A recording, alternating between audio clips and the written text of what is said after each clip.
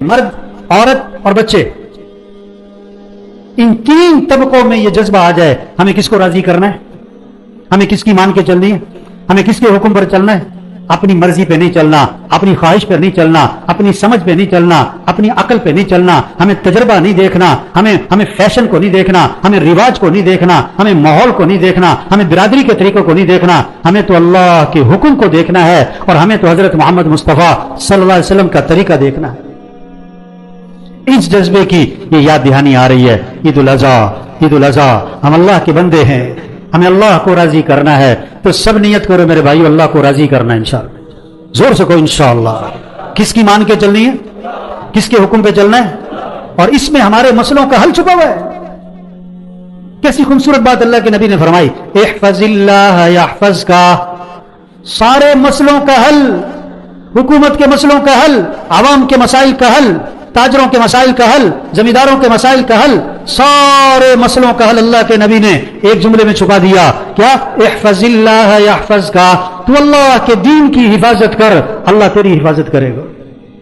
تو اللہ کے حکم کی حفاظت کر، اللہ تیری حفاظت کرے گا۔ اللہ کرے گا، مسئلے اللہ حل کرے گا، پریشانیاں اللہ ختم کرے گا، ہاں ضرورتیں اللہ پوری کرے گا، رکاوٹیں اللہ ختم کرے گا، اللہ کرے گا۔ حکومتیں نہیں کر سکتی، کسی کے ہاتھ میں کچھ نہیں، سب بے بس ہیں۔ اللہ ہر بندے کا ارادہ توڑتے ہیں روزانہ، بڑے سے بڑا چودھری ہو، بڑے سے بڑا مالدار ہو، بڑے سے بڑا افسر ہو، بڑے سے بڑا وزیر ہو، ہاں اللہ ہر بندے کا ارادہ روز توڑتے ہیں، روز توڑتے ہیں۔ گھر میں ٹوٹتا ہے، دفتر میں ٹوٹتا ہے، صبح شام ارادے ٹوٹتے ہیں آدمی کے۔ کیوں؟ اللہ سمجھانا چاہتا ہے جو تم چاہو گے وہ نہیں ہوگا جو اللہ چاہیں گے۔ وَمَا تَشَاءُونَ إِلَّا أَن يَشَاءَ اللَّهُ، جو تم چاہو گے وہ نہیں ہوگا جو اللہ چاہیں گے، اور جو اللہ نے چاہ لیا وہ ہو کے رہے گا، اسے کوئی روک اِذَا أَرَادَ شَيْئًا أَن يَقُولَ لَهُ كُن فَيَكُونُ، جب اللہ ارادہ فرماتے کسی کام کا تو اللہ فرماتے ہو جا تو ہو جاتا ہے۔ اللہ کے ارادے کا نام ہی وجود ہے۔ اللہ کے لیے کوئی چیز مشکل نہیں۔ اللہ کے لیے جیسے آسان ہے، مشکل بھی کیا ہے؟ ناممکن بھی۔ زکریا علیہ السلام کو جب خوشخبری دی گئی کہ آپ کے بیٹا ہوگا تو فرمایا کیسے ہوگا، میں تو بوڑھا ہوں 100 سال کے قریب عمر، اور میری بیوی بھی بوڑھی بھی اور بانجھ بھی، بوڑھی بیوی بھی بانجھ بھی، میرے اولاد کیسے ہوگی؟ تو جواب کیا دیا؟ قال كذلك قال ربك هو علي هين وقد خلقتك من قبل ولم تك شيئا، تیرا رب یہ کہتا ہے جیسے جوانی میں اولاد دینا اور جناب تندرست عورت کی اولاد پیدا کرنا میرے لیے آسان ہے، اسی طرح اللہ فرماتے ہیں بڑھاپے میں اولاد دینا اور بانجھ عورت کی اولاد پیدا کرنا بھی میرے لیے کیا ہے؟ آسان ہے۔ اور میں نے تجھے پیدا کیا تو کچھ بھی نہ تھا۔ مریم علیہ السلام کو خوشخبری دی گئی آپ کے بیٹا ہوگا، تو حیران ہو کے بولی کیسے؟ نہ کوئی شادی، اور میں کوئی بری عورت ہوں نہیں، ولم یمسسنی بشر، کسی مرد نے مجھے چھوا نہیں، اولاد کہاں سے ہوگی؟ تو جواب کیا ہے؟ قال كذلك قال ربك هو علي هين، تیرا رب یہ کہتا ہے جیسے شادی کے ذریعے اولاد دینا میرے لیے آسان ہے، بغیر شادی کے، بغیر مرد کے ملے اولاد پیدا کرنا میرے لیے کیا ہے؟ آسان ہے۔ یہ اللہ کے لیے سب چیزیں آسان ہیں۔ یہ آسان ہے، یہ مشکل ہے، یہ ناممکن ہے، یہ تو بنسبت الی المخلوق، یہ تو انسانوں کی طرف نسبت کرتے ہوئے، اور اللہ کے لیے ساری چیزیں کیا آسان ہے۔ اس اللہ کو ساتھ لے لیں۔ آج لوگ اپنے مسئلے حل کرنے میں لگے ہوئے ہیں، گھریلو مسئلے حل کرنے خود حل کرنا چاہتے ہیں، کاروباری لوگ اپنے مسئلے حل کرنا چاہتے ہیں، خود حل کرنا چاہتے ہیں، آج حکمران اپنے مسئلے حل کرنا چاہتے ہیں، خود حل کرنا چاہتے ہیں، اپنی طاقت سے حل کرنا چاہتے ہیں۔ یہ نہیں ہونے، مسئلے حل کرنے والا اللہ ہے۔ کس کو بیچ میں ڈالو؟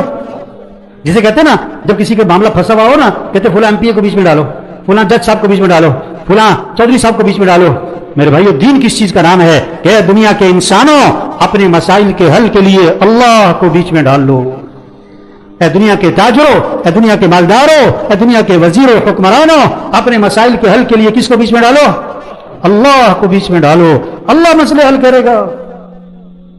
اللہ کے سامنے جھکو، اللہ کے سامنے جھکو، تم اللہ کی مان کے چلو، ساری مخلوق تمہاری مان کے چلے گی۔ حضرت عمر رضی اللہ عنہ خط لکھ رہے ہیں، کس کے نام؟ دریائے نیل کے نام، دریائے نیل کے نام امیر المومنین کا خط جا رہا ہے۔ آج تو بیوی بات نہیں مانتی، نوکر بات نہیں مانتے، ماتحت لوگ جو ہیں وہ بات نہیں مانتے۔ کیوں؟ کہ تم اللہ کی نہیں مانتے، لوگ تمہاری نہیں مانتے، مخلوق تمہاری نہیں مانتی، تم اپنا معاملہ اللہ سے ٹھیک کرو. حضرت عمر رضی اللہ عنہ خط لکھ رہے ہیں دریا کے نام. دریا ان کی مانتا تھا، کیوں؟ کہ وہ اللہ کی مانتے تھے، وہ اللہ کی مانتے تھے. چھاونی بنانی ہے، صحابہ نے جنگل میں جانوروں کو اعلان کیا کہ جنگل کے جانوروں اس جگہ کو خالی کرو، اس جگہ کو خالی کرو. 3 دن کی مہلت ہے. سارے جنگل کے جانور بھاگے جا رہے ہیں. یہ جانور ان کی مانتے تھے، کیوں؟ کہ وہ کس کی مانتے تھے؟ وہ اللہ کی مانتے تھے. اپنا معاملہ اللہ کے ساتھ ٹھیک کرو. بقول ایک بزرگ کے، جب میری بیوی میری بات نہیں مانتی میں سمجھ جاتا ہوں کہ میں نے معاملہ اللہ سے کوئی گڑبڑ کیا ہے، اس کا اثر یہاں ظاہر ہو رہا ہے. جب میری سواری میرے اشارے پر نہیں چلتی، پرانا زمانہ ہے، سواری کیا ہے؟ گھوڑا ہے، اونٹنی ہے، خچر ہے. جب میری سواری میرے اشارے پر نہیں چلتی، فرماتے ہیں کہ میں سمجھ جاتا ہوں میں نے کوئی اللہ کے معاملے میں گڑبڑ کی ہے، اس کا اثر یہاں ظاہر ہو رہا ہے، اس کا اثر یہاں ظاہر ہو رہا ہے.